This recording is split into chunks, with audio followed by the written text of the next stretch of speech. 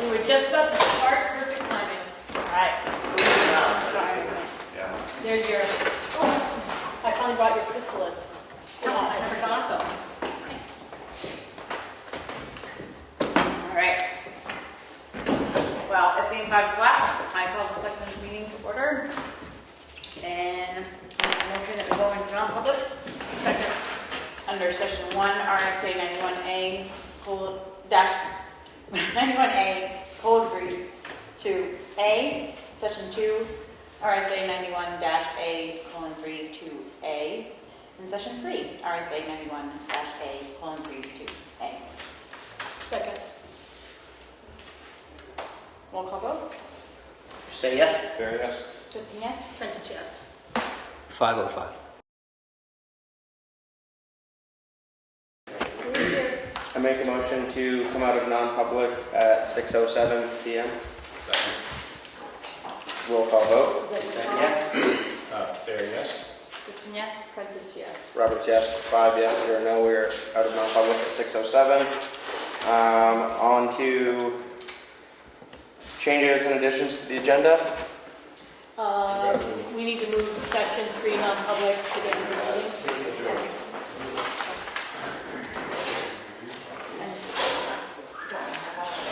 And there's one more addition to the agenda. What'd you say? A discussion on 725 Gardner Hill Road, a proposal for outside cleanup. I printed the proposal, and each of you have a copy of it under your minutes. We have it where? Oh, yeah. Yeah.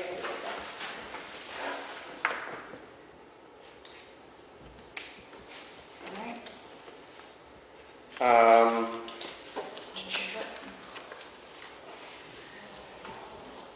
Sorry, so 725 Turkey Street is the additions to the...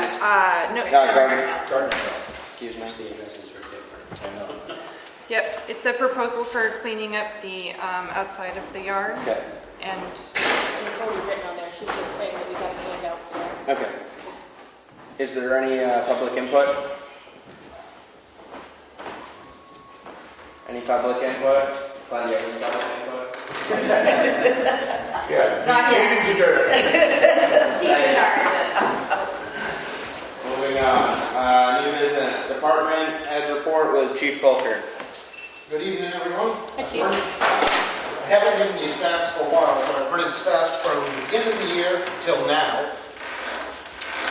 Did not make copies because it's several pages. Was 453 calls, and then I did August till today, 15 for the calls. So that's 453 from January 1? Yes, Is that higher than normal?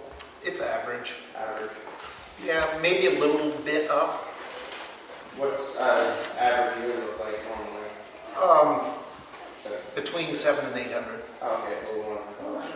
I think last year was 664. 664.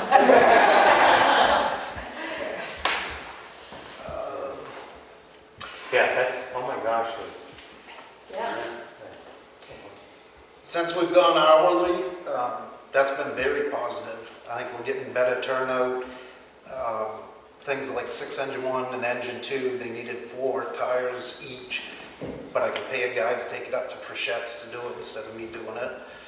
I got a guy working on the state, the forestry truck that we got through the state, demilitarized vehicle, doing the wiring work on it.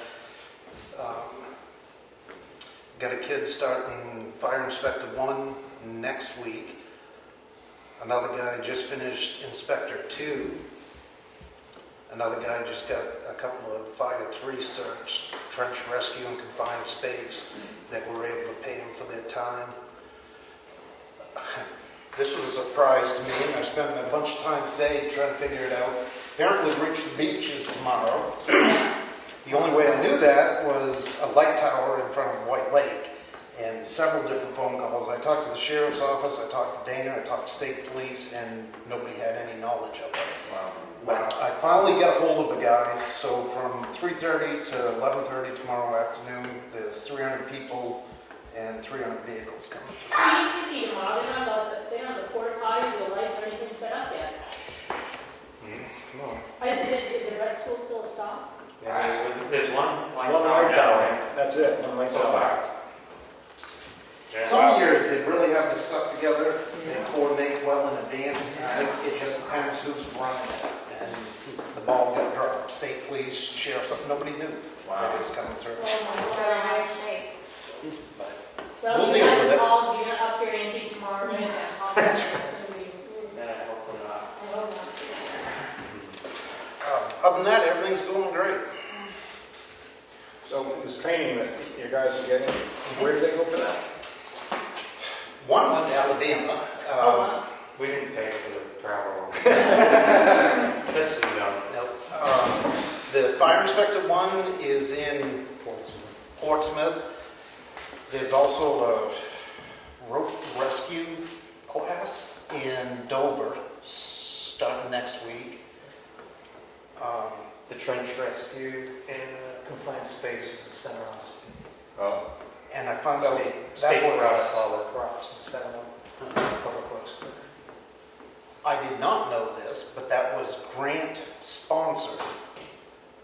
So there's a way, I'm working with the state to submit what we paid him to do that class, and you'll get the money back, general fund.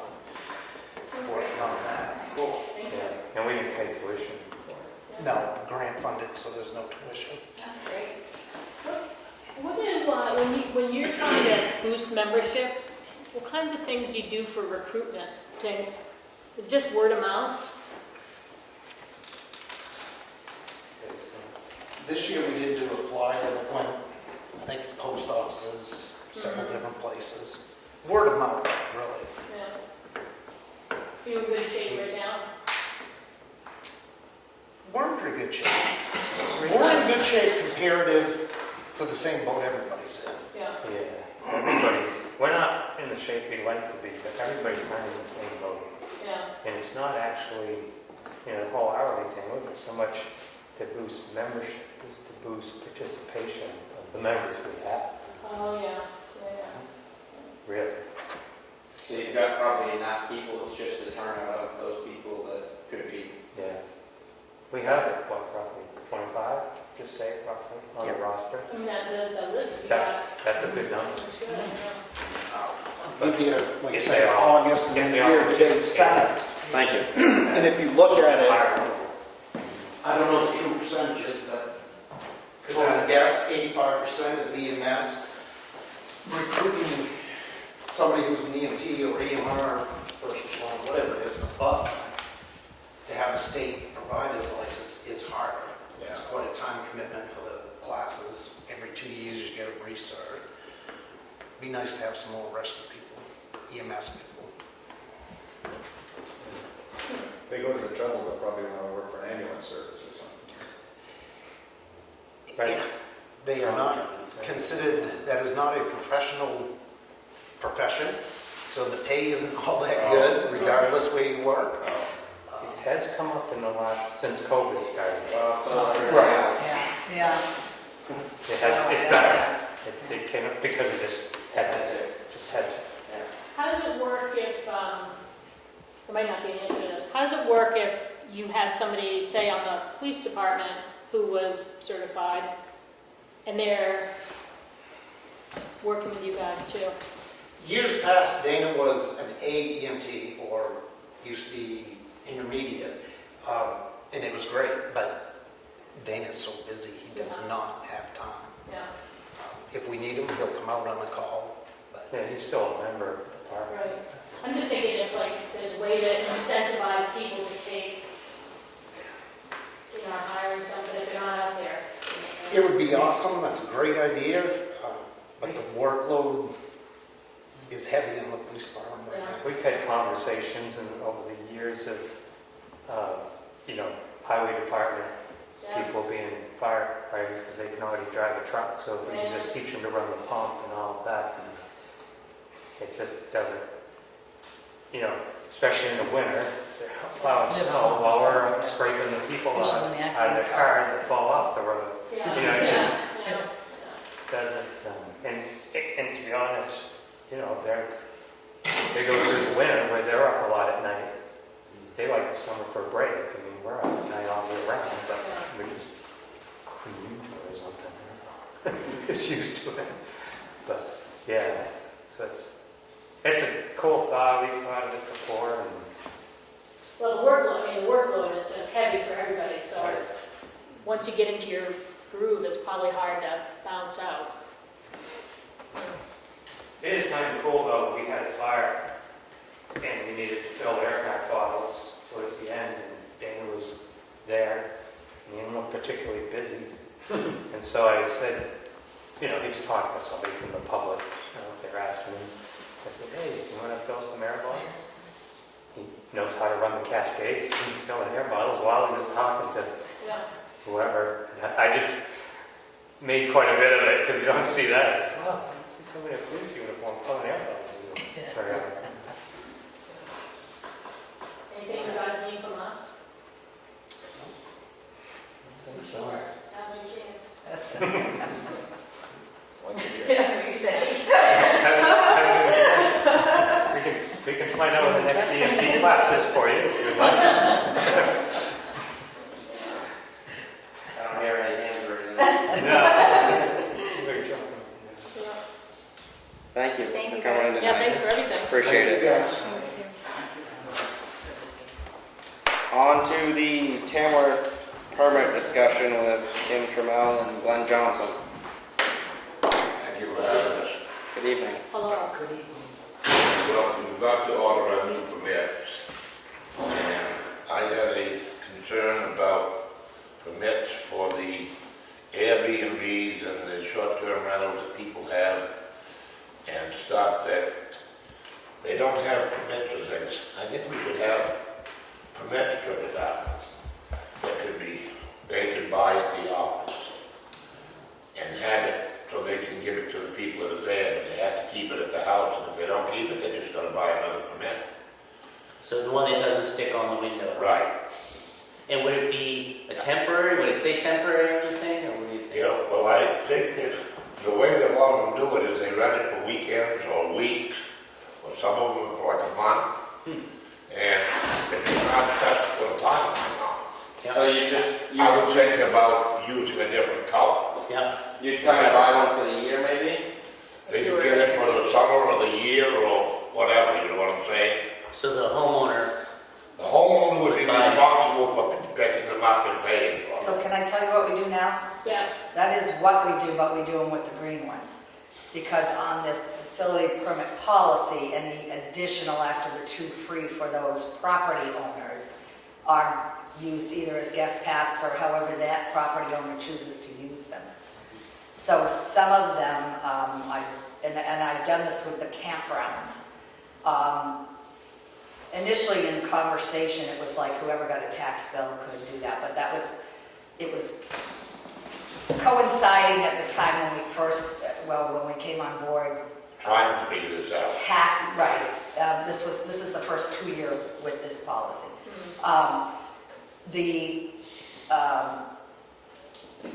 We tax the seasonal travel trailers that are in campgrounds if they're not registered. So they would get a tax bill, and so there was confusion there. They got a tax bill so they could get a facility permit. We've kind of turned that to, you can have a guest pass from that property owner or that campground owner, and they purchase additional ones to do what they please. I won't say please, but to hand out however they choose to. I know there's some cabins that are kind of like an Airbnb type of thing. That what they did is they bought additional, laminated them, left them in their cabins, and charged and told them if they weren't left there was a $50 charge to their card. How much does an additional sticker cost? $10. $10. Right, and they can purchase as many as they want. So that was the other thing. I don't know if we want to put a limit on as guest passes. When a property owner has a free one or uses their 2 free ones on their vehicles, and they trade the vehicle in and they don't bring in the old one, or they peel the old one off and it's not sticking on the other one, they need to bring it in to exchange it for a free. If they don't, they've got to purchase another one. I wish I'd known that, Henry cracked up 2 trucks and I never saved my stickers. So that's currently how that works now. For renters or renting, leasing people, once they establish their residency with us, if they register a car, then we give them a free one as a tenant of that property owner, registering a vehicle in Tamworth. We don't assign them per car. How We come, give them- so if somebody, like, I register more than 2 vehicles, and how come it's limited to 2 vehicles per person?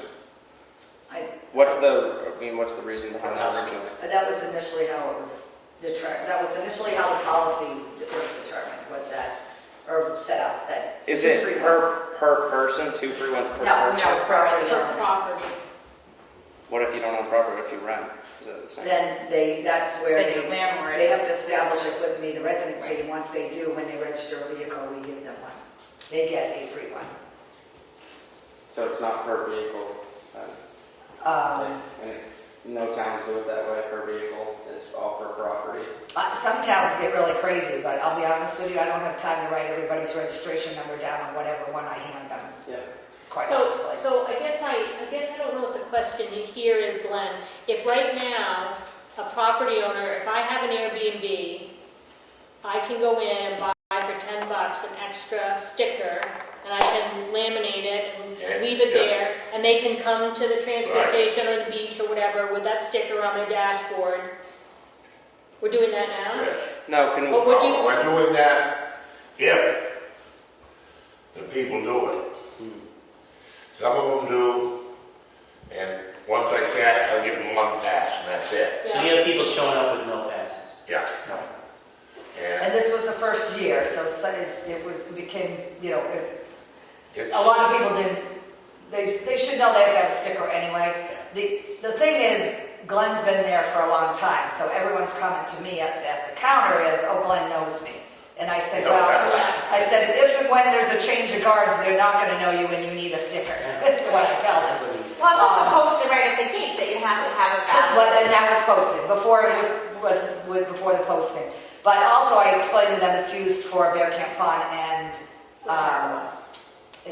Shikora Lake, which I was kind of, I didn't know if Dana was notified, but some of the changes that went on in this were, so Dana had a little more clout so that he could fine or ticket people. And I didn't know how that was working for him. I thought he was gonna be here, and I don't know if he got told. I think they have, because I think that was part of what the summer. And that was my idea, that was my thinking too. So I don't know if he wants to do anything different than what's here, if that's enough clout that he needed. so would the Airbnb, like the people with the short-term rentals and stuff, if we kept the stickers the same and they use one of their 2 stickers that they get, or if they buy an They buy extra, those are whether they're at Shikora Lake or whether they're at the transfer station, you're not going to know whether they're, what their deal is. But if we had a different color, would that mean maybe they could use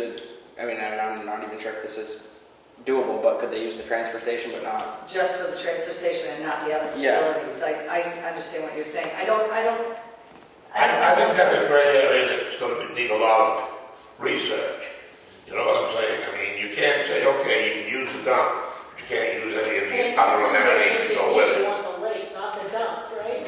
Well, maybe. I don't know. I'm not sure what's more. I know the campground in South Tamworth, that a lot of people like to use. And then if we because it's down the street. If we did a So different, that's why I told those owners, campground, the property owners who own the campground, we spoke, and I said, the best thing is you are gonna need to, because some people got tickets, permits initially, and they thought they were only 1 year, so they came back to get them, and I explained they weren't gonna get them anymore, they had to go through the property owner. Right. Because that is the property owner's guest passes, whether it's these are seasonal site people, or people who are camping for the weekend or whatever. So they purchased a bunch of them laminated, and I let them handle who in their campground, which I think works better. There's a little more control over them, they've got to return them. They're not I know it says, I think it says it should be adhered, but I've encouraged them, clear packing tape or laminate or whatever, right hand passenger side, lower corner where they normally would be stuck, so they're visible. So you can So see if the that. Sandwich Police are patrolling Bear Camp, or we have ours patrolling Shakora Lake, they can see them there. As well as for these guys, but, I mean, it sounds like it sounds like the policy's there. Yeah. It's pretty clear. yeah. Every property gets 2 free stickers. You can buy as many more as you want for $10 each. Yep. So it seems like it's more of a communication issue for the property owners who either have a short-term rental or an Airbnb or campers on the property. So do we need a document that goes to those property owners and say, you're responsible for this? If your people come to the dump or the beach without it, they're gonna get ticketed? I think it does, I'm trying to think if it does say that the property owner, yeah, it is the property owner's responsibility to Yes. keep the facility's permit sticker for 2 years for use. That's, And to make it available to your tenants or your whatever? 2 Well- years for use. because they're 2-year Your stickers. stickers. So you can't get them every year when you register? It doesn't matter. No, you don't need them every year. Like the red ones we have, the first ones we handed out that you have now are expiring the end of this year. Right. So we just wanted to make sure we're still on a 2-year cycle. We're kind of asking, just clarifying it with the board and making sure we're just Yeah. kind of sticking with this policy, I guess. I came up with the idea of maybe having different colors for the renters and business type people. Now, how would you know, say somebody came in and bought a third sticker for $10, if they were using it for themselves versus if they were using it for a renter? Well, I won't, That wouldn't if matter. it's being rented. No, but I mean, if we did a different color, if we did a different color and somebody wanted to come in and get a third sticker, well, would they buy the color for the renter, or would they just buy the normal one and then give it to the renter Do to we use care? anyway? Do we care Yeah. what they use it for? Well, the only thing I'm thinking is if we did a different Yeah. price. It was You're more for right like there. a transfer station. It was more, I was trying to see what, for him, he was seeing with this first round of this 2-year sticker. But you're seeing that people are coming without a sticker, and then they're saying that they're at the campground or they're at a renter or something. I think I it's give them still, one pass. I let them in, okay, Yeah. you're here today, don't come back unless you have a permit. Well, I think Leanne's right, it is communication then. and it's to the property, it's the property. Yeah, to the owner's property You got a owner. system that Yeah. seems like it makes sense. Yeah. But the property owners are the ones falling down, because Right. they're not providing those passes to the people that they're renting to, right? Well, they don't need to know. I don't give them to the property owners for their tenants. The property owners are buying additional for their own family guests. The tenants, I give them their own when they provide me their lease rental agreement and their residence. Well, I guess when I say tenants, I'm like, if you've got the campground and you've got the people with the campers or. Yeah, I'm leaving that up, totally up to To the, them, right? see, and initially, like I said, that when it first started, it wasn't that clear. Mhm.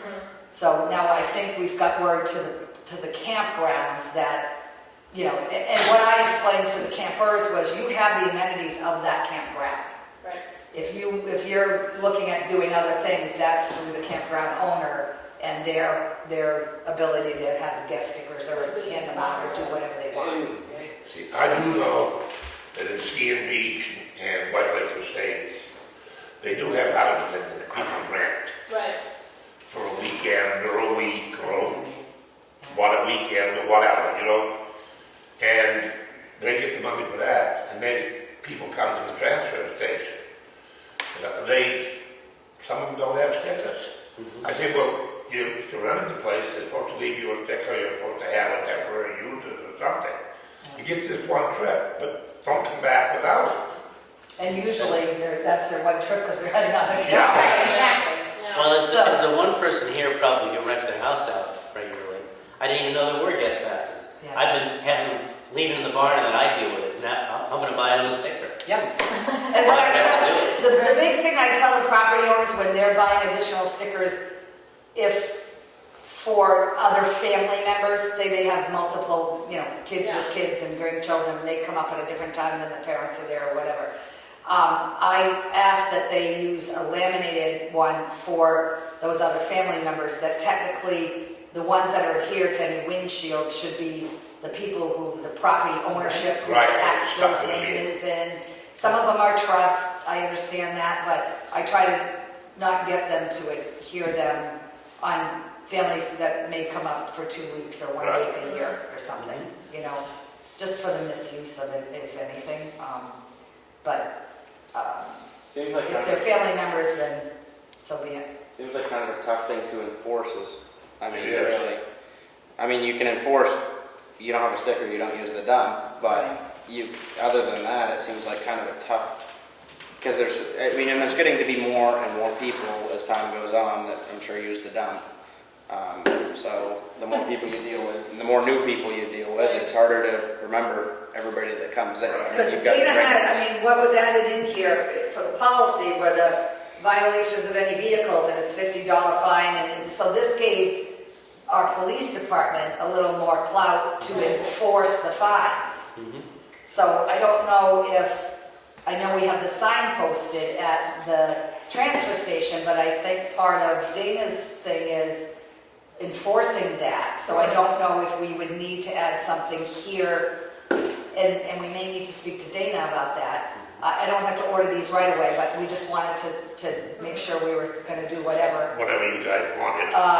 And maybe adding something here for the transfer station so that, I don't know what you, see whether you'd have to provide him who's ever the violation is against, and then he goes through that. I know that initially started and it wasn't enough Yeah. to It's go not, with. it's not worth the paperwork. Right. I mean, at the transfer Exactly. station, you can turn them away, right? Exactly.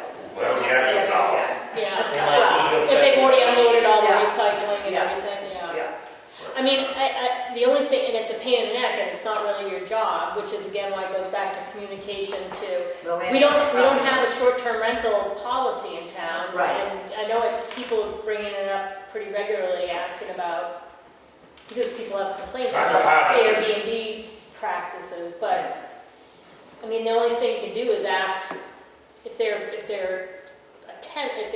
a short-term rental person, and they're coming to the dump without a sticker, you can either say you have to go, or you find out who they're renting from, and then, I don't know if that's a convoluted enforcement. I'm not. Well, I think, Bill, I I've mean, never, it's lunch enough to do that. Yeah, I'm not the person at the dump, so I don't want to overstep there. But maybe, maybe we start to get stricter as time goes on. As you don't have a sticker, you don't use the dump. I mean, I know that, and then you might, it's hard not to. I've heard some people, quite a few people the way I have. But Yeah, so I mean, I know that things change as time goes on, but maybe that we start to go that direction, and I know that's more your department, so. Nice. But I do have new people come in and they haven't got their sticker. Yeah. And they say, well, I bought this house, well, I'm renting this house.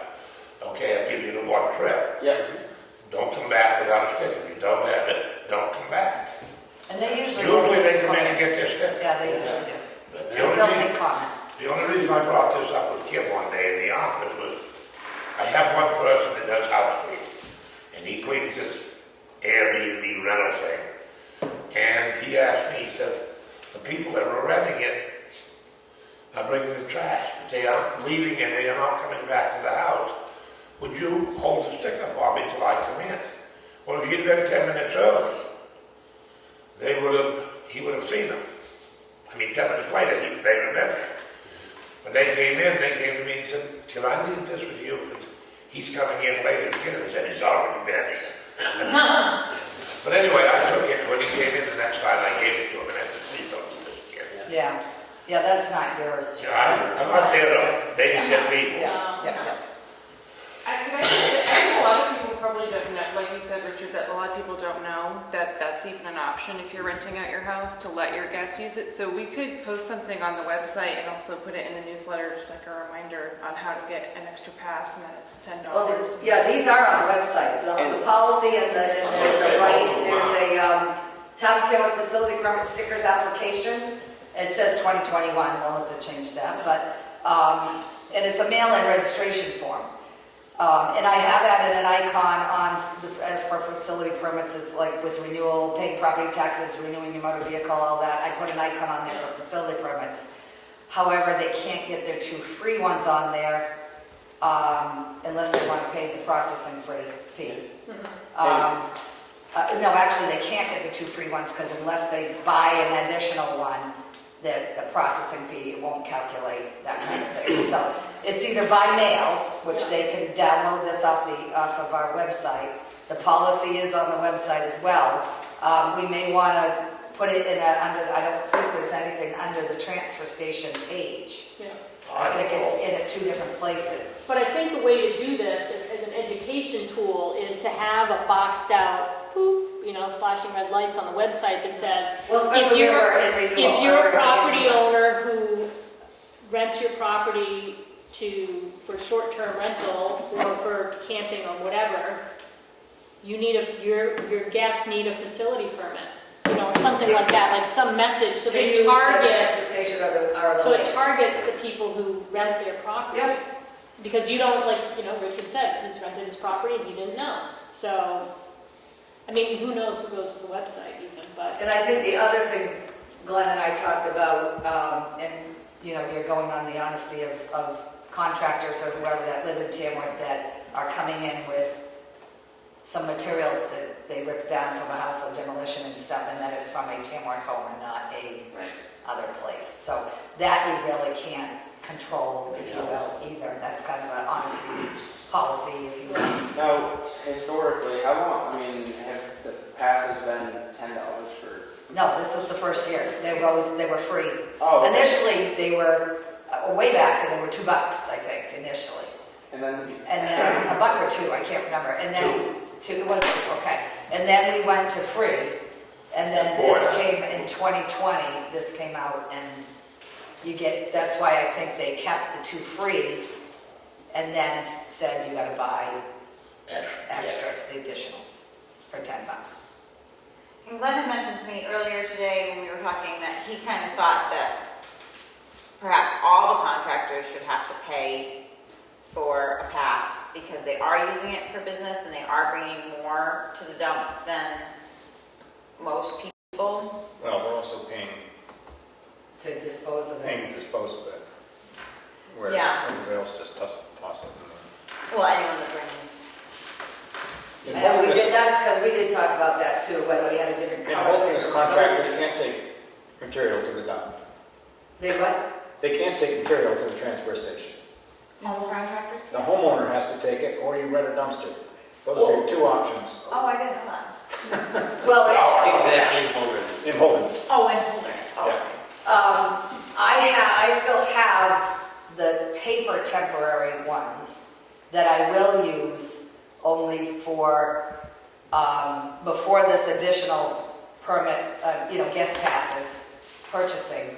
We were using them for people who came for a week or whatever, and it just said for a week and signed it out like that. Please, and they did from point A to point B, and I'm they had to have that. still using those for contractors, but the property owner has to come and ask for it and tell me who the contractor is and sign as the owner to say, here's the time frame they'll be there. So I will do That those, covers it, yeah. but those aren't as popular because I think what the homeowners are doing are letting them have a green extra one Yeah. and taking it with them. But I mean, they're there, if they're doing that, and that's that homeowner's green one. We do assign the numbers in our tax system to those properties, so I could tell you if there was a problem and he had a number, I could tell you what property owner was assigned that number.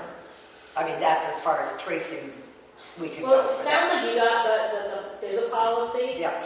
There's kinks that are getting worked out, and Yeah. maybe what we can do in the office is advertise it on the website, and Yeah. maybe we post on the Tamworth Exchange every couple of months, a reminder, Yeah. if you're renting your property for a short-term rental, or for an Airbnb, or if you have whatever else, Yeah. remember you have to have, your Your guests have to have a permit, purchase it at the town, we can put out those public Yeah. service announcements. And I would say that not to adhere to the vehicles, but to have the Right. guest pass as Yeah. laminated or How many guest passes in a year get sold? I don't know if you can really put a, well, we could, and I don't have the budget. Is it 10 or is it 200 or? I mean, I bought 4 myself. We keep this year. track, it's For my. I have a line on my deposit every day if people purchase a facilities permit line, which if we could get to the budget, I could tell you, because it's $10 and we could divide it out, but I mean, it's I've $10 a month. given out 4,300 permits In 2 years. in 2 years. Yeah. We ordered 4,500. And how many of those were bought? That's what I don't know unless I have the budget Oh, line. okay, yeah. The Do you feel facilities permit line would tell us that, but I don't Do you have feel that. that $10 is the right price? Should it be more? Maybe they wouldn't lose them if it cost more. I don't know. Well, They don't lose they them. don't lose They them. just forget the. As much as they're not being returned, when the people leave, they go to the dump, and like I say, they're not going home, so they just go. Yeah, if you have a current one, it's under my, it's 014140.10 account. Sorry, she's looking for the facility permit line. It's under you or under transfer station? Oh, Yeah, well, you- it may, I think it's me. Yeah, It is you me. do all the water, I just do the pay. Yeah. Well, she was just thinking budget-wise. Seems to me that the few times I've used Airbnbs, you leave the trash in the And they- trash can. And they take it. And it's built into the price. Yeah, exactly. Yeah. Then you find out who the messy ones are. I like This to is see more what's for Yeah. when people rent for like 2 weeks or even sometimes Oh, a that's month. true. Oh, They then have you're to in trouble. take trips, yeah. Yeah. And yeah. I think it's an education thing that we have to do. Yeah, no, and I think a better posting on the website, because I know these blends, the guidelines and the dollar amount to pay extra for things is on the transfer station page, but I don't think either of these are, I'm not positive. It's I know one, surprising how I know few one of people them go is, on the website. and a lot of people are still figuring out we have a website, I guess, I don't A know. lot of Yeah, people just don't yeah, even think of checking the website. right, yeah. Not just here. And then you have the other generation, that's the first thing they go to. So, yep, but that's fine, so we'll keep it 2 years, Yep. I'm assuming, I mean, that works out, it's better, it works for us as well, in the office. And, oh, I know what, on this current policy, I think we let them go until April 30th, and that's what it does say on this one. All property owners, residents must have a permit by April 30th every 2 years. I thought that was. The town clerk will require proof of residency. With that, because of the screw up with the colors and Well, all that. I don't know, I thought it was too, but Yeah. this is written for every 2 years, they have until April 30th. What happens after I thought you don't get your 2 free then? You have to pay what? No, he won't let them They'll in. get fined. Oh, I see. That's when they get the one thing and say, look, don't come back. Yeah. So, Honestly, I mean, I feel like that's a pretty big window. Yeah. yeah, and then that's why I'm asking Glenn if that's something, I don't know if that's a big, oh, that's only on, so this is on the facility permit stickers application, so this isn't in the policy. Right. So- The ones on the windshield, no, December It 31st, is in the or the end of policy. the year. It is in the policy. All property owners, residents must have a facility permit sticker by April 30th every 2 years. The town clerk will require proof of residency, property ownership. And then it has the thing for renters. So it is in the policy as well as the mail-in application. I mean, 4 months just seems like a long time to Yeah. illegally use the dump if you don't have a pass for that year. Well, I mean, that's like Glenn said, that's when he does his, okay, there's new Yeah. ones, you gotta get it. Don't come back unless you have it. But the new ones are available in January. Yep. No, I hand them out I get them as soon as I get them after we order them. What's So that? it's more than 4 months. It's been mid-November. Veterans Day is usually when I start handing them out. So I think we're in good shape. I think we have an Right. understanding. And I would say maybe we just, Well, we as you gotta are, yeah, Okay. we start to maybe Yep. get as strict as possible. I know that's up to you, Glenn, but and then I think we're all set. We don't need any. We are, don't worry about it. Yep. Okay. Just Yep. remind them. And we'll get on, remind you. Yep. On the website. Now- So. I do have something also. I talked with Kelly today, Yeah, we received the email. and I took left the papers at the town office for the board to have. Yeah. It's with waste management.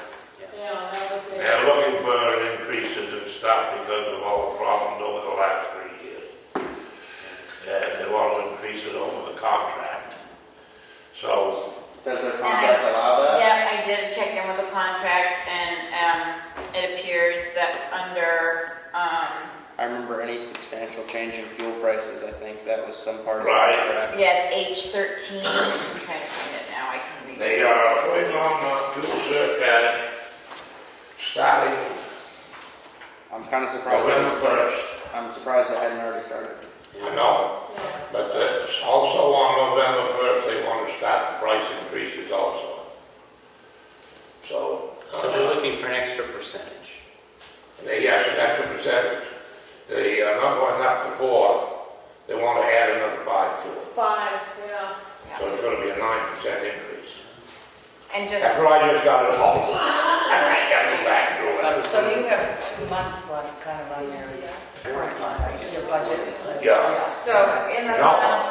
you want to tell me? November, Well, it's budget starts. I thought it was going from 4 to 5. Got about a month You don't and a half need to to do hear that. It is allowed.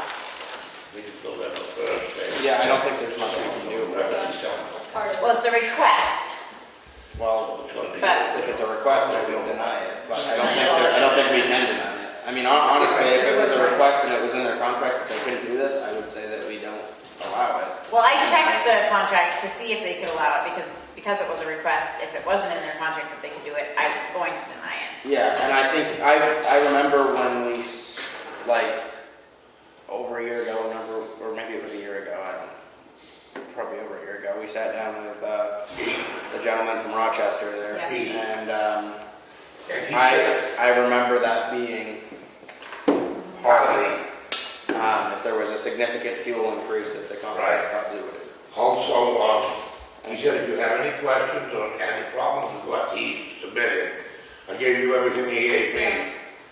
And So it's a 9% increase for just trucking? No, and. trucking and tipping. And tipping. Trucking and tipping. Yeah.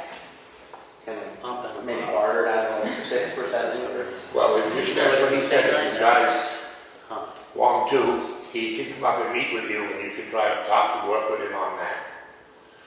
I think we need to, I mean, how's it gonna affect our budget as far as, this year? station? We forget it.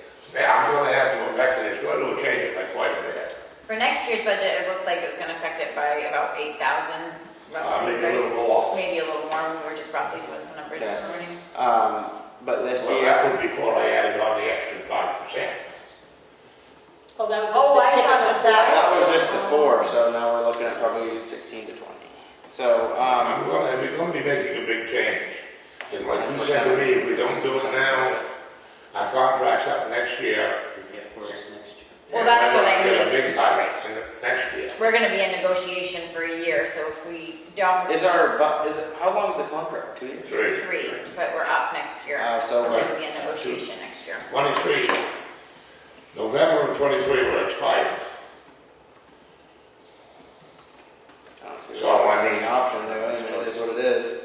It's another day. I mean, we've got to do something, but I wanted to make sure you people have all the information I have on that, and I'm gonna revise the budget, see what we come up with, and then divide the differences. And as I remember, we, maybe, I don't know, this isn't something we put out to bid. Because they give us We a do at price. the end of the contract. Yeah, we do at the end of the Oh, contract. I thought I remember that if they gave us a price and if we put it out to bid, their price would change. Yeah, they do, but I mean, you can bid it, But then their price would everything change. else, but then would they have to be, I bid it last year, in the last contract, I bid it every one of them. Oh, you did? Oh, yeah. To find out which one was a better deal. And he told me that, well, what they did, they can better any deal. Because they've got all the information. Then they started doing the double hauls Right, yeah, and but all you that. can get other ones to do double hauls too. So see, I'm giving them an estimate of tons on the bid and what we're gonna have to have. We've been shipping this and that and an average, and waste management doesn't have to do that. They've got it all. And they can cut a few pennies here and there, and they can come in on bid on any of it. And about every time they give us the best bid. Well, and everybody's gonna be in the same position right now with costs. Yeah. Right, we we all know that fuel's gone up. Well, like fuel and what you have to pay for help too. But you see, now, figuring it out on that, the way he's got that draft in there, Yeah. and he and I were talking about it, I tried figuring it out, getting it going.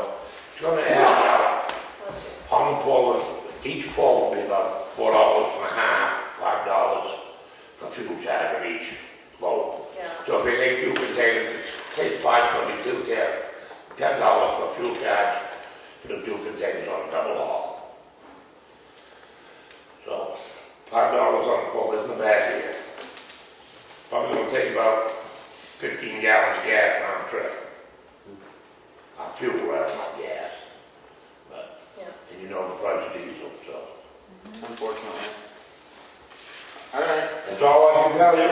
Thank you. Thanks, You're Glenn. very welcome. Do we need any decision on this? I mean, we pretty much just go along with it? Well, if you want to call and talk with him or have him come up and see you, his number's on the paper. Yeah.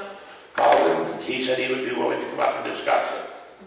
You Do we might have be to able to take get it action resolved. for this, or What? do we have to take any action for this, or is it something that's just happening and he's letting us know? It's just something that's happening, and I'm letting you know. Okay. I'm getting it together, but I think it says in there anyway, but that's November, I'm pretty sure it's November 1st that he wants to start all this. Yeah, I did. Okay? Thank you. Well, I don't know if it's him or not, but Waste Management wants to start.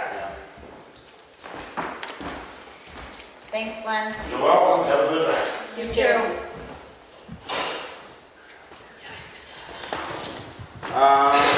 On to, no more discussion on that, we're good. Well, just whatever happens, you better just keep it in mind for our budget work Right.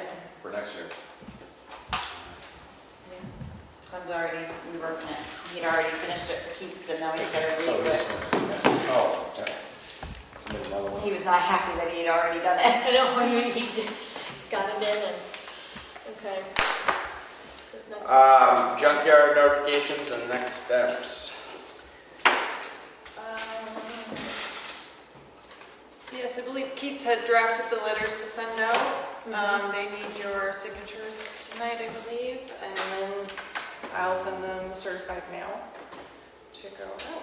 Okay, you just have to go through the Oh signature yeah, those are file. on the signature file as well. Yeah. So I don't know if it's, do you wait and do that, or do you guys look at them now? We'll go when we do the just signature signature file. file, Okay. yeah. I mean, Thank you. we've seen the letter. Yeah. That next one's me. Veterans Day Memorial Service. So.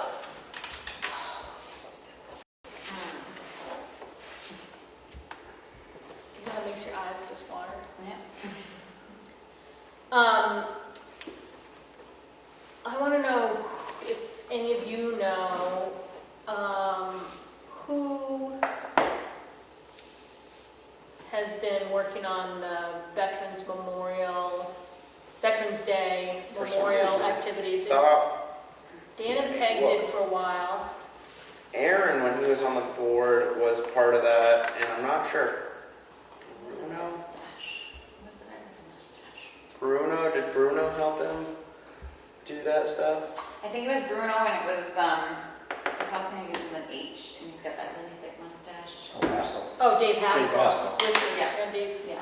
So maybe it's Bruno I knew from his the nickname was cemetery. like something about his Yeah, shirt or something. yeah. So Bruno's been involved? I can ask Bruno then. That's the Well, week because he's the not here. cemetery commission is, So I Okay. think that's their triangle. Yeah. Oh, Yeah, it is, but okay. but it seems like, well, I'll ask Bruno, because it's been fizzling out over years. Yep, last year we put it out to the group, we put it on their website, we asked for volunteers for that day, I think we got one. Yeah, So, okay, I'm gonna look into that then. And it actually came up in the cemetery commissioners meeting a few months ago, and that about Memorial Day, so it's a similar kind of Yeah, thing. yeah, And they missed the window to plan an event, and then they said, well, we'll wonder what, we don't have time to do it, we just won't do it this year. And it turned out nobody noticed. So I think both events have shrunk, is my impression. I think people did notice because there were comments about Memorial Day. Okay. But Veterans Day, I mean, historically, it's been a very nice cemetery with, some good, not cemetery, ceremony with some good attendance, and I think that it's one of those things that it's important to the people it's important to. Mhm. And if there's a way that we can keep that tradition percolating, it would be good. Any problems on that? Yeah, I talked to Annie. Oh, you did? She's not No. available. But I'll talk to Bruno and Yep. the cemetery Yeah, I trustees. think that would he'll have a good idea of Yeah, what that's goes good. on. Good. Thank you. On to the town administrator's medical leave.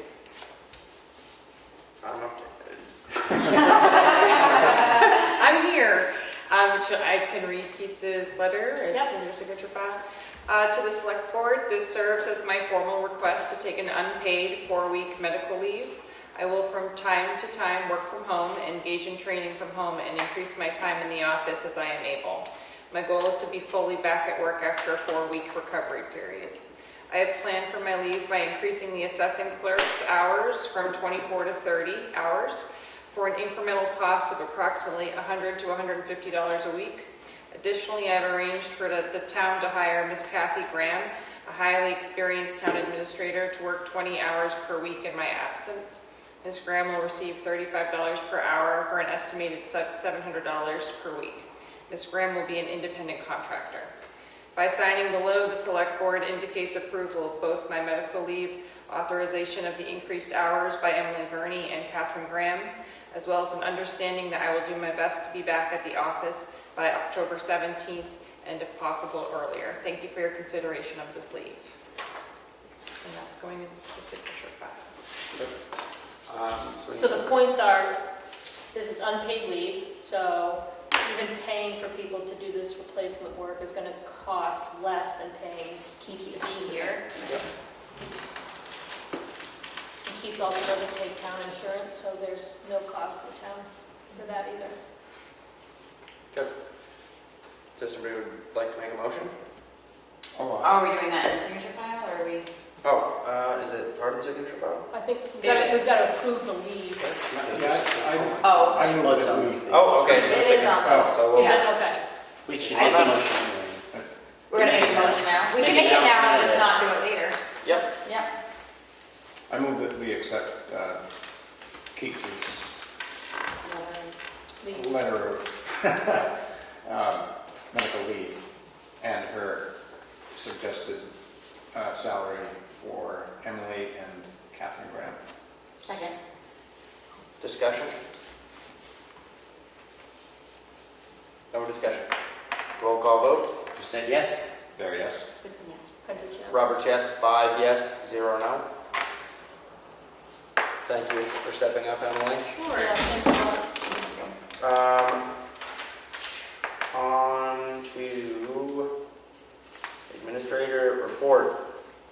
The account balance as of date is $3,958,038. I can update you a little bit on the vault renovation. It's going really well. Looks great. It's been a little chaotic and noisy in the office, but it's actually really great to take everything out and kind of put everything back in an organized way. We're saving a lot of space, gaining a lot of space, so that's good.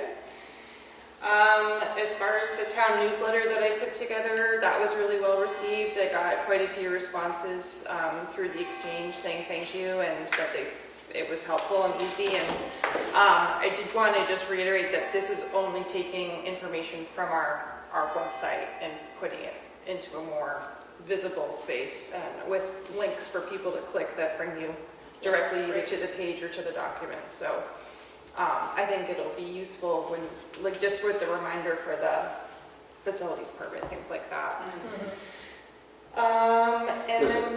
I did read that on the exchange, but I can't remember if it mentioned that it is just information that's also available on the town website.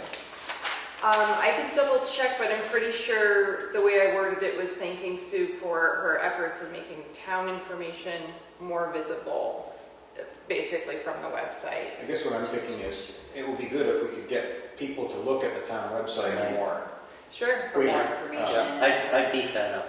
Yeah. Okay. Ideally, we wouldn't be doing this. People would be getting it when they From the get it, town. but they don't. Or like putting a link on the exchange for them to go to the website. So I would state it Right. very clearly that, hey, this is all on the town website, and here's the And website more, address. I mean, because you're not putting everything there, so. No, and I do say that in the, I think a few times throughout the newsletter is visit our website for more Yes, information with the that's link. true. Great. Yeah. But yeah, I can even beef that up. And again, this is going out every Friday, is my hope, so that they're getting like a constant reminder to check our website. Yeah, good. Nice. And then lastly, the effort to get all the town official email addresses set up is happening next week. I sent out an email to everybody letting them know that on Wednesday from, I think it's 12 to 2, but they're prepared to stay there until 3. To get, so anybody who needs help getting their email address set up on their device, our tech team will be there to help them. I did get quite a few responses saying that they couldn't be there, so I will have our tech team put together like a step-by-step instruction for anybody who can't attend on how to set it up on their own, and if they're still really having trouble, hopefully at that point I know how to do it so that I can help them. But so basically, when people come to get it set up, that's when they'll find out what their email address is, and they'll figure out how to set up their password. Because a lot of people reach out to me and said, you know, what's my email and password? And I don't have that information Yeah, yet. I'm one of those people. Okay, well, good. I have Outlook on my phone and my iPad, but I'm using the iPad less, and it's not on my laptop. And for some reason, I can't get it on my laptop Yeah. because I can't remember my password. Right, Yeah. right. I'm with you. Right. Yeah. Yeah. So hopefully we'll get it all sorted out on Wednesday. And yeah, Great. Super. Is that it for the administrative report? I believe so. We skipped the Gardner. Oh, that's right, the Gardner Hill. Yep, so we've got a proposal from Rickers Auto or Rickers Salvage, I'm sorry, for cleaning up the outside of 725 Gardner Hill Road. And the discussion, I think, tonight is regarding if that should happen this year versus next year budget. I thought that what Keats was suggesting was, so the 725 Gardner Hill property has two things going on. One is that it's got the yard that is full, and then the second part is that it's got the house and garage that is full. The cost to do the yard is presented here, and then the cost to do the house really hasn't been determined yet because they're trying to figure out, because there are some collections that look like The value of the it. value of things. So I think what Keats was saying is that that to stay in budget and not have to tap into the contingency, it might make sense to have, and for safety, to have the yard cleaned up immediately, and then budget for the house in the next year. You know, presumably, we're going to get all this money back, the town will get all the money back once the property sells, but we'd still have to make the outlay first, and we don't have an outlay for a job as big as that's going to be, especially considering we have a few other kind of pressing expenditures. So I think that's why this is here, that Yeah, we could just to vote do on doing the outdoors No. now. Have we talked to Rickers about that? Yeah, this is the, Yeah, this is their this is what proposal. you gave, I think we got it with your budget, I mean with your Your Agenda. agenda. agenda. No, that's here. We got this from From Aaron. Aaron, from Or George or whoever. So this is yeah. so it's 4,000 versus whatever the other. Well, I think that the inside is more like, Collectibles. This is just the yard. this is just the yard. We're down in the yard. There are some vehicles and 40 bicycles and Right, and Keats A does make a trailer. note here that the idea of this is to coincide with our junkyard letters that are also going out. And she does say, yeah, she agreed, she says exactly what you just explained, Leanne, which was that we don't use more contingency funds this year. The idea is to spend to get reimbursed in the same year. and sending these junkyard letters out saying clean up your yard. but if we have town property. We haven't cleaned it up. So it's setting a good example. Yeah. Okay. So would you like to make a motion? I'll make a motion to accept the Rick Auto salvage proposal to clean up the exterior of 725 Gardner Hill Road in the amount of $4,000, not to exceed $4,000. Second? Any discussion or questions? What was the address? Oh, 725. Okay. That's why I messed that up. Yeah. Yeah, it's confused. So, any other questions or discussion? No. Hearing none, roll call vote. You said yes? There, yes. Goodson, yes. Prentice, yes. Roberts, yes. 5 yes, 0 no. We'll get it cleaned up.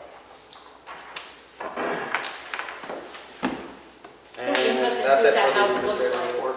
Because you just can't, it's so overwhelming on the outside, you can't tell. Yeah. On to the signature file. I make a motion to approve the Selectmen's meeting minutes for August 25th, 2022. Second? So, Who was absent? Who was absent on the 25th? I was. absent. I was absent. I wasn't. Okay, You maybe two I were. was. You two were. Yeah. This is the one we keep trying to Wait, do. I wasn't. 25th? Yeah. 25th. I wasn't here. Wait, I'll look back. That's right, you were not. I missed the first. This is the You one we had were to here the keep, we've 25th. like put Well, that was this. my birthday, so I was not here. Yeah, Right. Goodson Okay, was here, Bear was there, Prentice was there. Yeah, you. Oh, okay. Okay, so now we know who I has was to there. abstain. Yes, Absent, this is the one Richard, we and had to Henry. wait to, which I know I wasn't. Yeah. All right. Just any other discussion? Roll call vote. You said abstain. There, yes. Goodson, yes. Prentice, yes. Roberts abstains, 3 yes with 2 abstentions. Finally, the meeting minutes for August 25th are approved. I make a motion to approve the Selectmen's meeting minutes for September 8th, 2022. Second? Roll call vote. You said yes? Bear abstained. Goodson, yes. Prentice, yes. Roberts, yes, so 4 yes with 1 abstention. I make a motion to approve the junkyard notification for map 215, lot 113, map 215, lot 111, map 407, lots 11 and 12, map 201, lot 42, map 206, lot 19, map 206, lot 19, sublot 2, map 415, lot 19, map 217, lot 1, map 218, lot 3. Second? Discussion, questions? Hearing none, roll call vote. You said yes? There, yes. Goodson, yes. Prentice, yes. Roberts, yes. 5 yes, 0 no. I make a motion to approve the medical leave we already did yes, we did. I rescind my motion. I make a motion to approve the account payable in the amount of $66,187.58. Second? Roll call vote. You said yes? There, yes. Goodson, yes. Prentice, yes. Roberts, yes. 5 yes, 0 no. I make a motion to approve the payroll in the amount of $37,826.50. Second? Roll call vote. You said yes? There, yes. Goodson, yes. Prentice, yes. Roberts, yes. 5 yes, 0 no. The year to date is $5,648,824.83. Selectmen's update. Richard? September 12th, a couple of days ago, we had the Right to Know training here in this room. And I think the 3 of us were there. Oh, that's right, you were there too. I thought it was very informative. It was good to see the turnout. Must have been, I don't know, 20 people there? Yeah, 15. From other boards. So I learned a couple things, and I think it reiterated a number of things. It's interesting to see the questions that come out of the audience, and like a couple of questions were about little things that I thought were such non-issues, but they're obviously an issue to somebody. Like people were asking about the newsletter that Emily's been putting out in the exchange, that there was this feeling that because not everybody goes on the exchange, the town could not use that as a way to send information out. But that's not true. You're not restricted in where you send information out.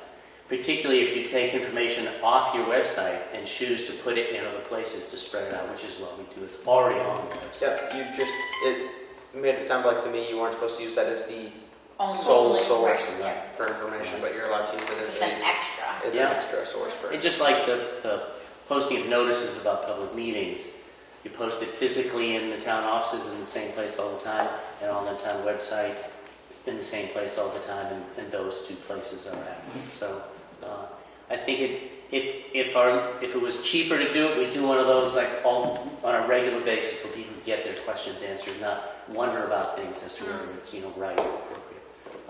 One thing I learned is that so long as you have a quorum in the room, a public body can have remote participation for some of its members, and I was not clear on that. So I thought that was interesting. Also this week, there was I did zoom into the CIP meeting, but I think Leanne was there, so I won't say much. I hadn't participated in the past, so I thought that was interesting. They did talk for quite a while about how to get the transfer station number right, so that was good to see that they're working to make sure they don't overestimate what's needed. And I think initially they had, but they seem to have got it right now. That you don't need to put in money from the grant. All that needs to be in there is what's been approved at town meeting, which was the $275 per year for the next 3 years. And after that was the Groundwater Protection Ordinance public hearing. I thought that was very interesting. There was a big turnout. I'd say they still have a little bit of work to do. I know Kelly was there. My impression is they still have some work to do to achieve broader public support. One interesting thing I learned was there are 109 municipalities in the state that have a groundwater protection ordinance. I didn't know it was that many. Unfortunately, what we heard from one member of the audience is that very few of those towns administer them at all. Now, if that's accurate, that's very unfortunate. We shouldn't have regulations that aren't clearly written and for a really good purpose and get administered. We just shouldn't have them. So I think that's the thing that I think needs to be figured out is how do we, if we'll have a groundwater protection ordinance, which I'm generally supportive of, let's make sure we have one that's clear enough that it's administered by the planning board and by this body. And right now, I'm not sure if they are in that place. So that's all I have. Carl? Excuse me. Went to the Cook Memorial Library Board of Trustees meeting yesterday, and let's see, they accepted a donation. They had a public hearing, which was the meeting yesterday. Nobody else showed up, but they had to have a public hearing to accept a donation of $5,000 from Joan Spalding. That was a nice little boost. Yeah. Is that Tony's? Tony's real name is Yeah. Joan? Okay. And did she say Joan or Joanne? Joan. Okay. She's Joan. Mom. Yeah, Joan. all right. Got it. Let's see, Banned Books Week is September 18th to 24th, and they will have a display of the most challenged books of the past few years and information on what past year's challenges were and how they were resolved. So that could be kind of interesting. Yeah. The fall program schedule is filling up. They're trying to recruit volunteers to lead the STEM/STEAM programs for kids. I think that's been pretty well attended in the past. They have a history intern, Molly Foy, and she is adding the old Tamworth Town Records digitized versions to the library's online Tamworth History Archive. The Friends of the Cook Memorial Library, their annual meeting is September 24th. It includes lunch and a speaker, Ken Sheldon. Let's see. They had an energy audit. They got a grant for an energy audit, and the audit took place on the 12th of September. They're waiting to get the results to see what they might be able to do to improve the energy efficiency of the building. As far as their strategic plan for 23-24, the community survey is underway. If you haven't responding to these too. And I think that was it. Thank you. Kelly? Hello? So as Richard said, I was at the Right to Know on Monday. That was followed by a Conservation Commission meeting in which the state foresters were there, and they did a presentation on the next logging that's going to be taking place in Section 2 and Section 3 of the State Forest and Hemingway Forest. It was a very informative presentation. It is going to be sort of a different cut than we're used to because of the red scale, or no, red pine scale that is, we're starting to see the beginning effects of it in the Hemingway Forest. And so they're going to be cutting the red pine pretty heavily back. They're going to be leaving about 1 to 2 trees per acre. It's a lot heavier than they usually cut. 1 to 2 red pines per acre, or 1 to 2 trees period per acre? 1 to 2 red pine. Because they're typically in a plantation, so that's all. Yeah, it's pretty much all red pine. Wow. So, That's, People are gonna freak out, right? You know So- where I was gonna have- Mark and Ebert Albee live? yeah, and it's gonna be Out around be- their out behind house. their house is all red pine. A crow will have to pack his lunch to fly across. So they are gonna leave a little bit of a berm around the Aldi's house that was discussed. They were there, some abutters were there with, showing some concerns, but I definitely do think that it is going to be a little bit of a shock to the community to see a logging project like that. So, I just encourage everyone to be educated about why it's happening, because they are trying to mitigate a statewide Is disease. the Conservation Commission gonna do some public announcement to educate, to explain what's going on? I'm not sure. Our meeting was, we had a couple of other things that we needed to cover in it, so we didn't really go back and talk about the presentation much at our meeting. I definitely can encourage that at the next meeting that I go to, because I do think that the public is going to be wanting to know why. When is the cut taking place? So the cut will be happening. They talked all about the different perimeters. There's going to be a berm around the rivers and around the snowmobile trails. The cutting will be happening between August 15th and December 15th because of the snowmobile trails next year. And at the moment, I'm forgetting when it has to start, August 15th. For some reason, they have to start right in that window. The whole project is going to take 6 weeks because it is in a residential area. They're going to be restricting the work to happen between the hours of 6 a.m. and 6 p.m., Monday through Friday. It was a very informative presentation, and the state forest is definitely more than happy to answer any questions that anybody has. Well, it's good, you've got plenty of time to do public outreach. Right, Yeah. yep. And the rest of the meeting, we had a member that had to resign because she got a job that's far away. So I believe that there will be an opening, although it's a pretty good board, so maybe, I don't really know how they go about recruiting new members, but we did have that person that had to resign. The Betty Steel Loop is complete, so just thank all the volunteers from the Conservation Committee that really got that done. Really worked well. They really made it so that the other trail isn't going to be taken, and they really made a wonderful new one. So, I think that pretty much sums up the Conservation Commission. Getting some new signs. Oh, the Big Pines Natural area, whatever. Resource. Area. Yeah, that sign is going to be replaced, or not replaced, but repurposed. So a temporary one will be put up, and that sign is coming down sort of soon. A temporary one will be put up all winter, and then in the spring it will go up all nice and new. So when people see that, it wasn't stolen, it's a banned thing. Yeah, and I think that that covers that. I did miss the Economic Development Commission's meeting on Tuesday because I was at the election polls.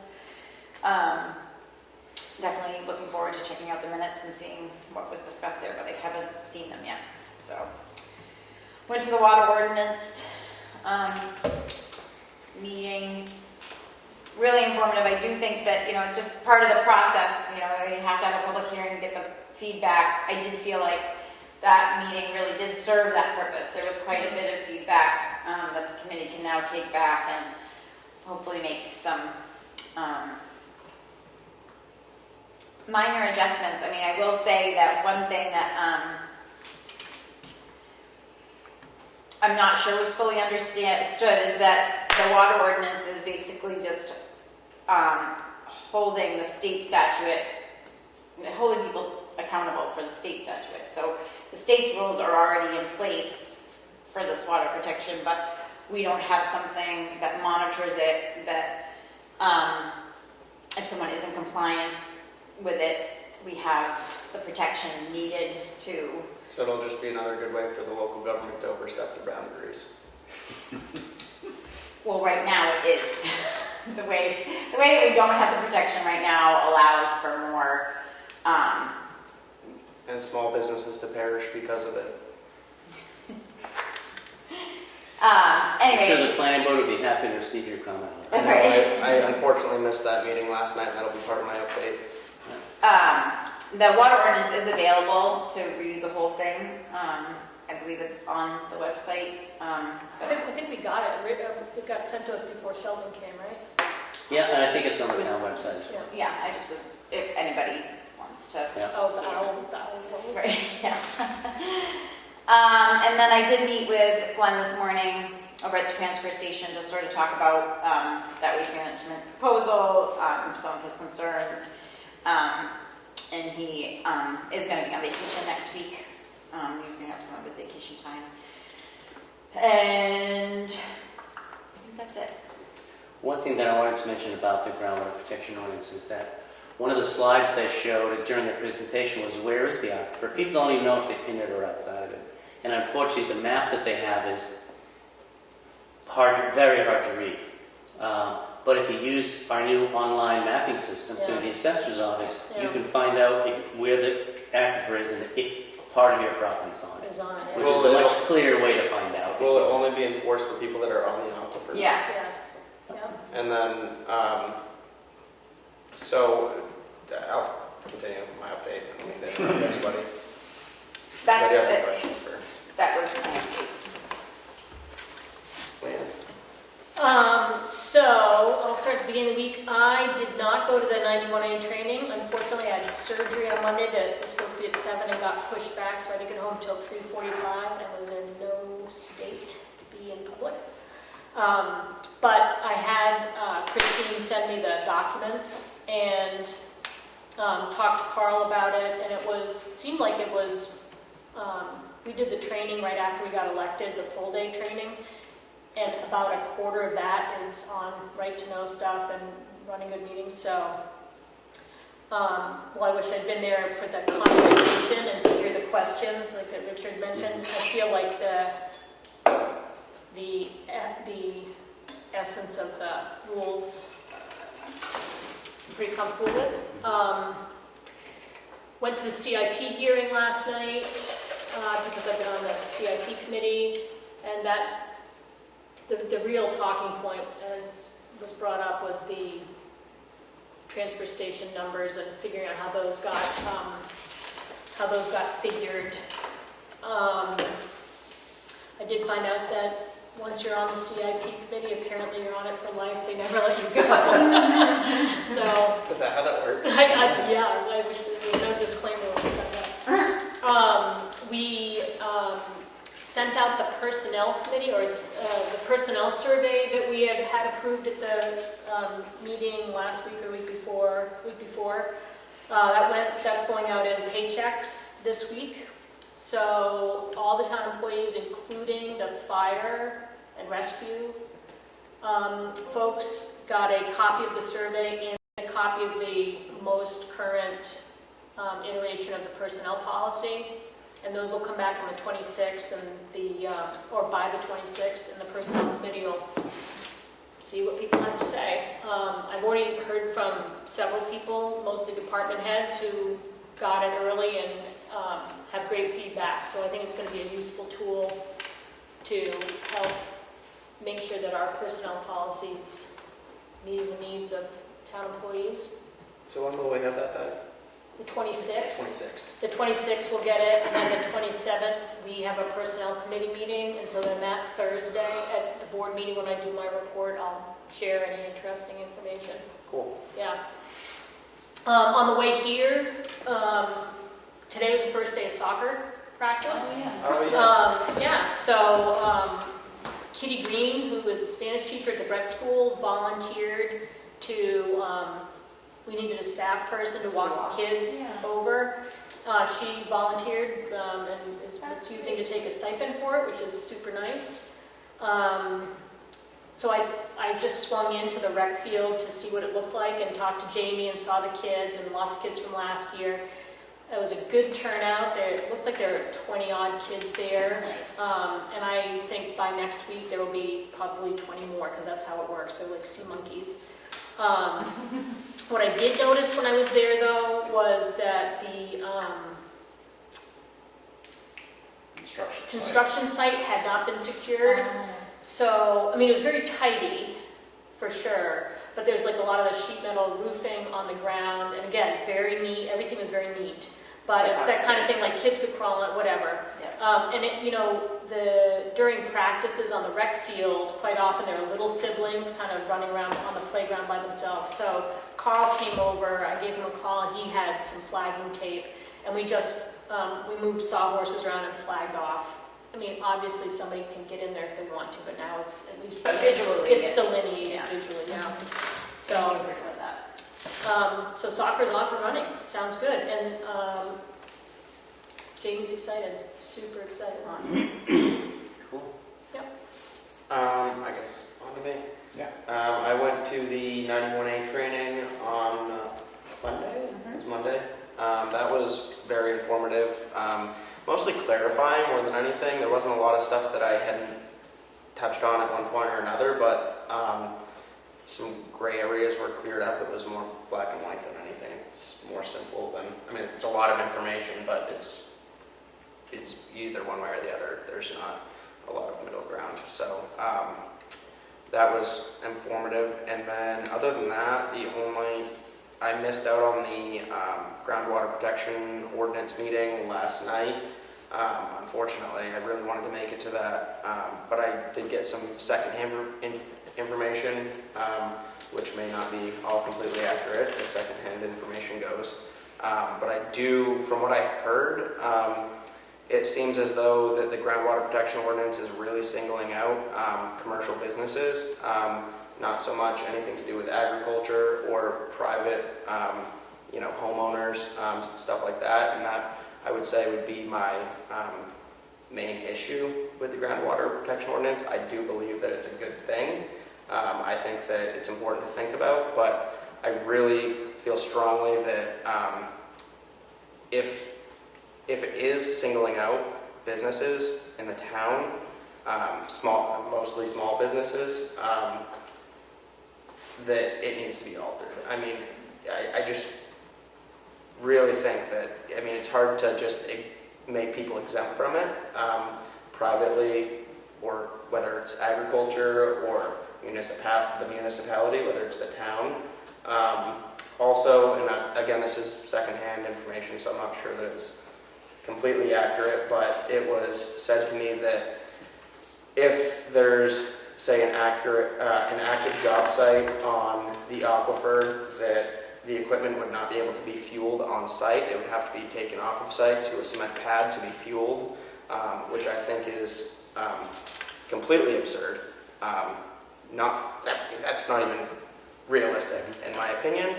Again, those are two things I felt very strongly about, and I just wanted to get them out in the open. And again, that was secondhand information, so there might be some alteration to that. And I think it's fairly accurate what you said.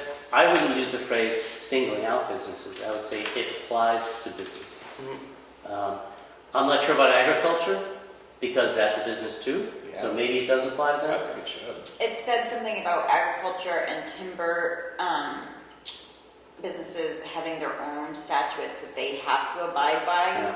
And so it did sort of allude to the fact that those two areas would be Didn't need to be further regulated. further regulated than they already are. Yeah. And I think the point that I made during the meeting was, because people were using that phrase, singling out businesses, no, but in 109 communities and at the state level, this applies to businesses, not to homes and homeowners. So you can have a fuel tank in your house, and you don't have to worry about the groundwater protection ordinance because it's a residence and it's your house. I would agree that the job site fueling is an issue. Paul King brought that up. It was a good point. I think it's fairly easy to write the regulations to deal with that. So if you're fueling on the aquifer, you need to just make sure you don't spill any on the ground, and there's ways to do that. So I would hope there's a way to fix that, because you're right. You're not gonna trailer the bulldozer back to your garage and fuel it and bring it back. That's just there's got to be a way to fix that. Yep. I think that's when Karen McNiff brought up the kiddie pool as a Right. quick fix, that Yep. you can put the kiddie pool underneath when you're Yeah. fueling, and then be sure that any drips are catching in the kiddie pool. And because I know I dealt with this in my workplace in the past, where for forestry projects, how do you refuel the equipment when you're out in the woods? Well, they'd have splash pads they put on the ground to refuel the chainsaws and stuff. So there's always a way to catch the spillage. With bigger equipment, you need bigger stuff. But I would assume there's a way to deal with that, because it has to be dealt. One of the points that I made in the meeting was that just like with lead remediation, if you hire somebody, or if you're a business owner and you're repainting your old building, you have to follow the federal guidelines for lead remediation. You have to. But if it's your house and you're doing the work, you don't follow it, because that's what the only way the EPA could get the lead laws passed was to give an out for homeowners. And this is no different. And I think a lot of regulations are like that. If you read a lot of regulations, and I've read a lot of them, residential or even sometimes it's specified single-family homes are just exempt because they wanted to keep the burden off the homeowner. But this ordinance is intended to primarily control businesses that have large quantities of chemicals that could endanger the groundwater. But 5 gallons, I think that's one of the things that I would say is that's a little too low. Yeah, but I mean, somebody with I'm just gonna say like 100-gallon oil tank in their basement is okay. But if I have a 100-gallon, because it's a residence. if I have a 100-gallon diesel tank down the street that I'm filling up so that I can make money so that I can pay my taxes in this town, that's not okay. That's my issue with it. Yeah. well, I think the question Well, it's is really... okay as long as it's Right. Well, exactly. And So, I mean, but that's where the agree with question all that. comes up, and it's like what we were saying with Kim and Glenn, the education element. So what are the mediations that people are going to have, the mitigations people are going to have to do, like for your 100-gallon diesel tank? So what do those mitigations look like? Yeah. Because maybe they are onerous. I have no idea, because I And haven't seen without them. examples, people will worry. And people will vote no because they have no idea, and we go to the worst And I case brought that up scenario. too, right? Yeah. And maybe there are financial offsets that can happen too. Maybe there are grants that are made available by DES or whatever, so that communities can help small businesses. Like if you have to pour a specific pad to go under your diesel tank, And- maybe there's money so that it doesn't fall on the small business. Like, I don't know. I'm just saying those are the kinds of things. If you want a community that is notoriously divided pretty evenly, I would say you should do whatever groundwork you can to be as absolutely clear about what it looks like to the people with concerns. Because you might find out that, oh, it's actually really not that bad. And I would say too that the legitimate businesses are going to be legitimate. I mean, I have a diesel fuel tank. It's 550 gallons, I think. It's in a cement-contained area with cement walls all the way around with a roof over it. So it sounds like you're already in compliance. But I don't want people around my property. don't like government around. I don't want them to have a reason to be around. That's my argument with it, and I'm gonna leave it at that. But you know what, that's an interesting point, because as we're finding with, we have the junkyard ordinance that is very difficult to enforce because people have rights to private property. So you have an ordinance that allows us, like, if your business is right on Route 16 and it's right there in the open in front of everybody, well, we can say, Richard, you're violating the junkyard ordinance. But then you've got Emery's, which is down a quarter-mile driveway screened by trees. It's super hard to enforce. Super hard to enforce things. So again, it'd be interesting to like build in what's the enforcement mechanism. Because what I took from, and let me be clear, I'm in support of the groundwater protection ordinance, but I also think that it's got a tough road ahead of it. And my understanding from Sheldon's presentation was that it's the select board that is the enforcement mechanism. Yeah. So if your business is half mile down a driveway, what's our enforcement right and mechanism? Yeah, and I will say too, I don't mean to bring my personal Well, I'm going to life use you as an example. into the selectman's office, because I'm here not on my own agenda or anything like that.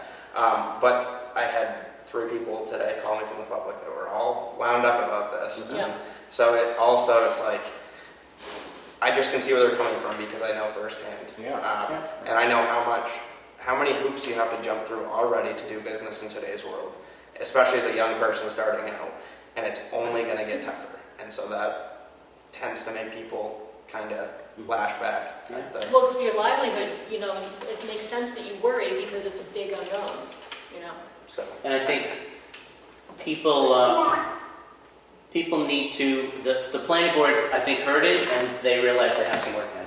Yep. Yeah, I would assume Great. that's the case. sounds like. Yep. Somebody trying to speak in from the public? I can't see who's... Linda and Maureen both have themselves muted right now. So. Okay. One of the things that I learned when I was there that I don't think I knew until I was there is that the select board can choose to exempt anyone that is not in compliance with the water ordinance. Yeah, And that's something that we have to do. And I asked for some guidelines on that because I just felt like without giving some guidelines, how do we know when an exemption? That's also something, and now I might be double talking, but if something like this is implicated, why should we exempt anybody? Everybody should be on the same playing field. That's my argument with residents being exempted, and with if there's any agricultural exemption. And again, I'm very active with a lot of farms and everything, so. I've heard horror stories on residential spills. Like, Yeah, someone removes their oil tank from the basement, but the oil company doesn't know it, and they hook up to the outside. Oh my wood. gosh. Start pumping it in. Oh no. Yeah, Couldn't get it full. yeah. We got 2 little publics too. Yeah. So So someone's basement filled up with oil. Yeah, that's It what- just kept going. That's what, I had some people contact me today, so I really wanted to make it last night. I had it written down, and I forgot all about it. Yeah. So that was my. no, there's work to be done. Yeah. But they're doing the process. It's Yeah. exactly how they're No, supposed to they're do good. it. So, Yeah. Yeah. And they're putting a lot of work into it. They really are. I guess that's it for Selectmen's update. Excuse me. Is there any public input? Yes, please. Who's speaking? Linda Cook. Yep. I don't know if all of you know this during voting, but there are still 3 toilets at the school from 4th of July. And I'll be still being billed for them and all. Okay. We're not going to charge for these, right? No. No. Okay. We're working next to the bill, that's all. Yeah. So where are they? They're at At the the school. schools from 4th of July. There's They still the have 4th been- of July ones? Yeah, They're they've not been gonna be- contacted. They're not the Reach the Beach ones, you don't think? Okay, Okay. all right. Thank you.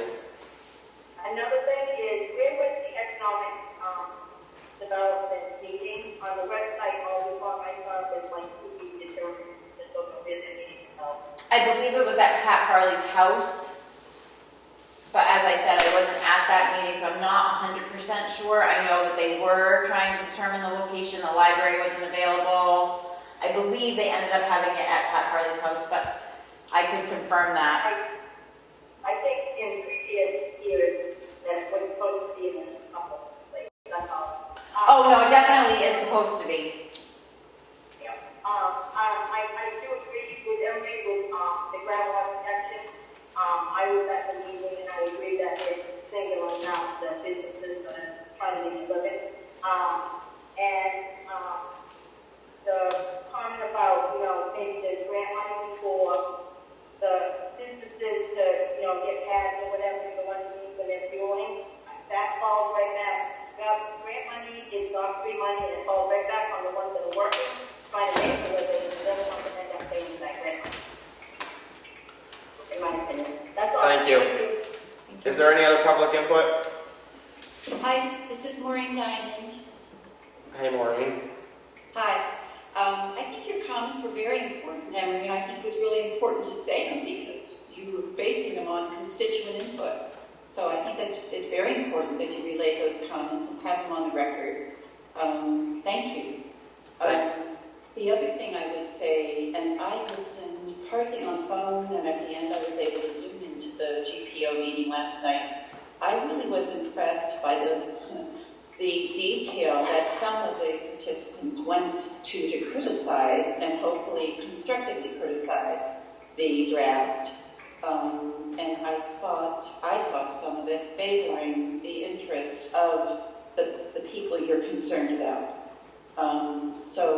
And I do firmly believe, from what I've seen and read since the meeting, that there is serious work ahead of them to meet the concerns that they heard at the hearing last night.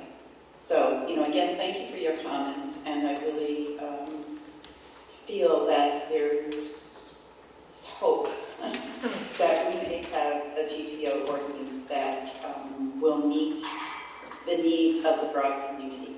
Thank you. Thank you. Is there any other public input? Hearing no more public input. This is session 3. Session 3 and Session I make a motion to go into non-public under RSA 91-A:3 to A. I think it's A. Session 3 and non-public under RSA 91-A:3 to E, Session 4. Second. Roll call vote. Just say yes. Very yes. Dixon, yes. Prentice, yes. Roberts, yes. We are now in non-public at 7:45 p.m. I make a motion to come out of non-public at 8 p.m. Second.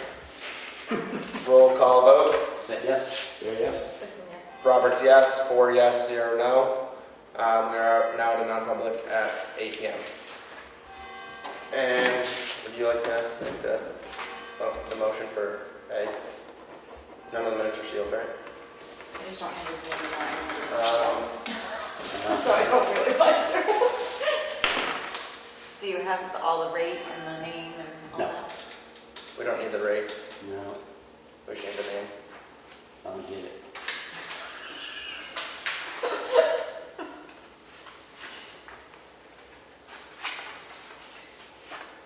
Do you need to read the motion?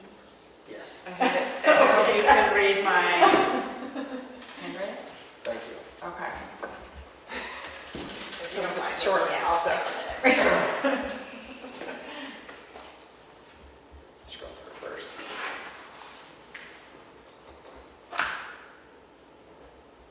Do I do the reading? Ryan McKee, MCK. Yeah, I don't think you have to. I make a motion to hire Ryan McKee for patrolman position, conditional upon background check. Like, Completion of psych evaluation. Oh, and completion of psych eval.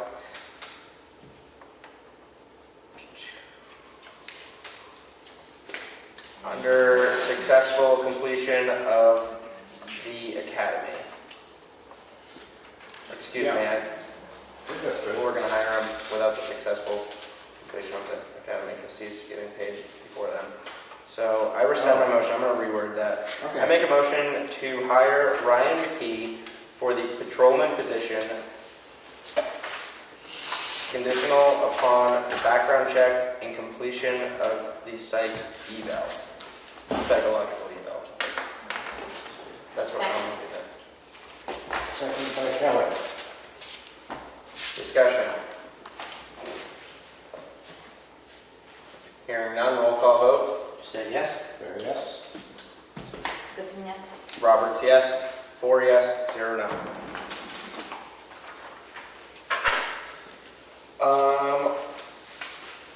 Motion to adjourn.